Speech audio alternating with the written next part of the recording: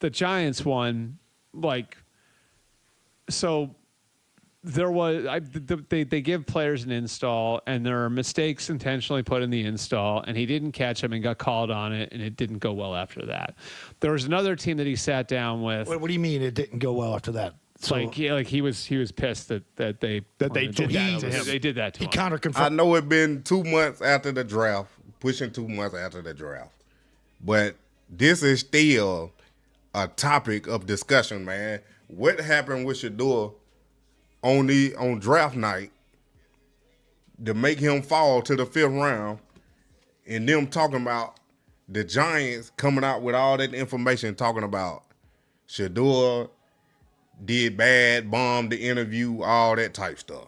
We all know my last video when I talked about the interview tapes about Shedeur did not get a playbook. The Giants lied. We can see in this tape right here when I analyzed it that Jackson Dart did not have a playbook at all.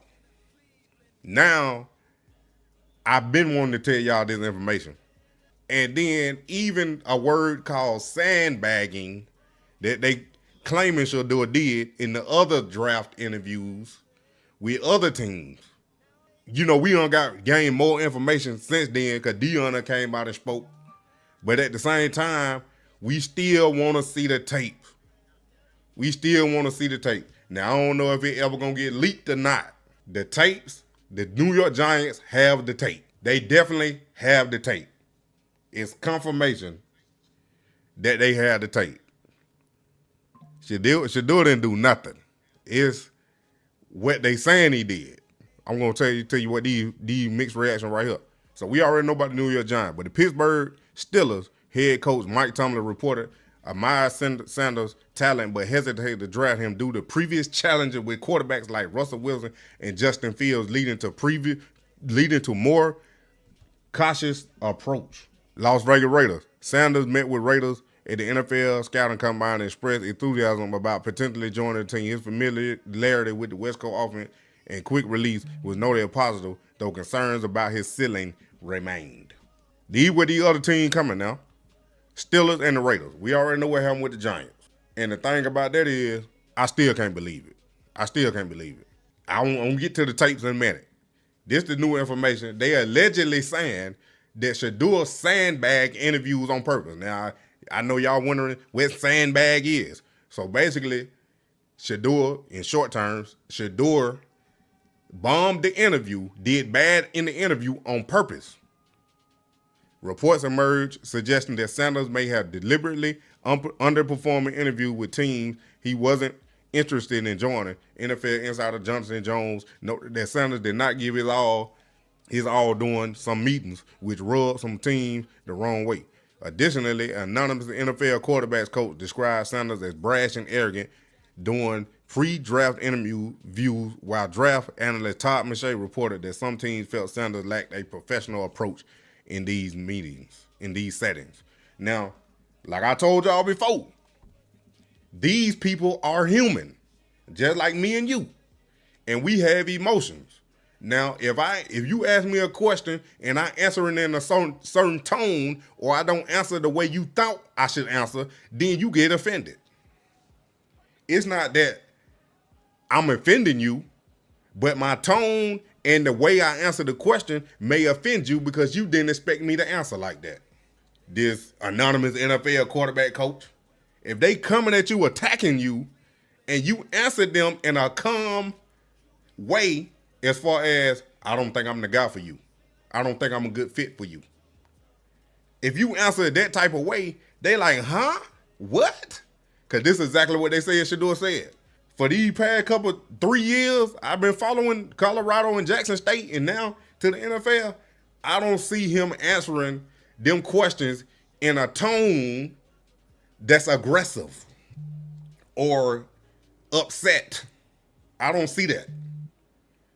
He don't give me that vibe that he'll be yelling at a coach or a coordinator or an assistant coach or an assistant that's worked for an NFL team. He'll be talking to him any kind of way crazy because Deion, first of all, didn't allow that, let alone an NFL job interview, let alone that you want to get drafted to one of these teams, why would you sandbag the interview? Because if you don't talk about it, it's going to happen again. And just not this. A lot of stuff in the world that we not talking about, that we need to be talking about, because it keep happening again because we not talking about it. So what I'm saying is, this need to be talked about. And I'm pretty sure I'm the only one giving y'all the real deal, Holyfield. Let me say it again. There is draft interview footage of Shedeur Sanders and the New York Giants. As of now, there is no publicly available official footage of Shedeur Sanders' pre-draft interview with the New York Giants. Reports suggest that the Giants possess the video of the meeting, but a release has been threatened with legal action by both Sanders' family and the Cleveland Browns, indicating the content may be unflattering. We ain't never gonna know exactly what happened in that interview unless Shedeur come out and say it, Dion come out and say it, completely exactly what happened, but I don't think Dion was there. But if Shedeur come out and say it, or that head coach of the New York Giants come straight out and say that Shedeur did this, and that, but I still won't believe him. I still want to see tape. Only reason why I think the Browns suing for is because they might be trying to get rid of Shedeur. That's the only logical reason I could think of, unless y'all can come up with something else. But in my head, they don't want the tape released, so it won't make Shedeur look bad, and they can't get rid of him. We can't have this destroy his character and image before we get rid of him. That's my logical answer. And I'm going to continue talking about it because somebody need to talk about it. Because ain't nobody talking about it. And the only reason why people talking about it is when they saying stuff like this. For 2 months, that like You've been saying he's dropping. most of the league does not look at him like he's a first-round talent. Now, I will say this. I think the fall out of the first 2 rounds was about talent and performance. I think the fall after that was about everything else. Then you become Tebow.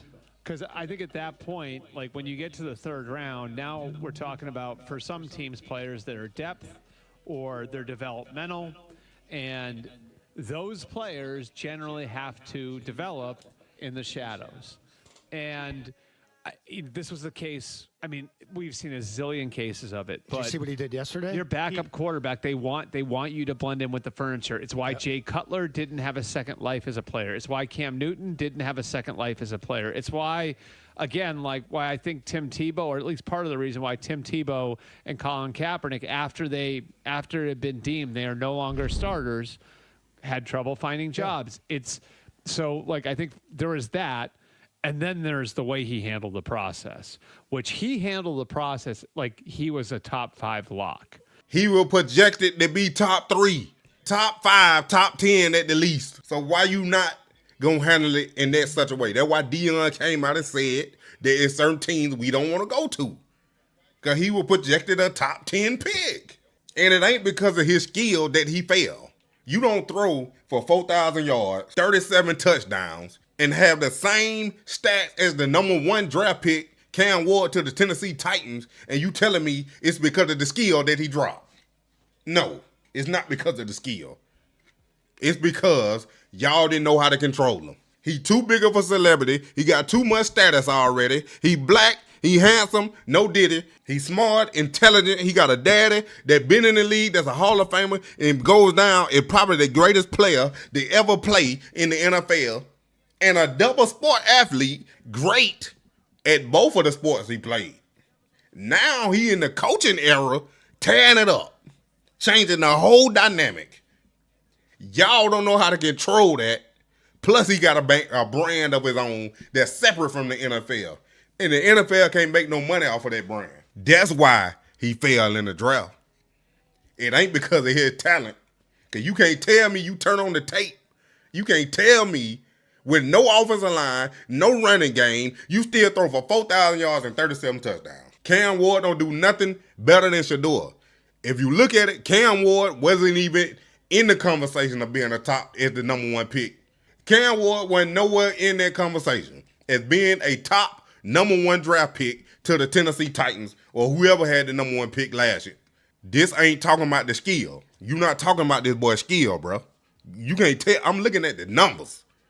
And you can't tell me Tyler Show got drafted second round and only played one full season and passed for 3,000 yards. Man, been in college football 7 years, and you gonna tell me his skill is better than Shedeur. Look at the numbers. That's how I know him in my head, because I done looked at him so much. Because I've been on my live. Y'all need to like, subscribe, and share, and tell your friend about the Moneymane. Y'all need to put this video out right now, man. Cam Ward only met with one team, really, as far as a visit and everything else. I think he visited the Browns too, but it was very limited who he visited with.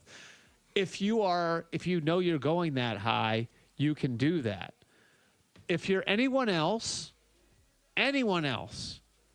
Zoe, you were in this position. You are auditioning for all 32. Colin Coward had the one on the Giants. Dayball and the Giants story seems to be leaking all over the place if you pay attention. I'll give you another one, but the Giants one,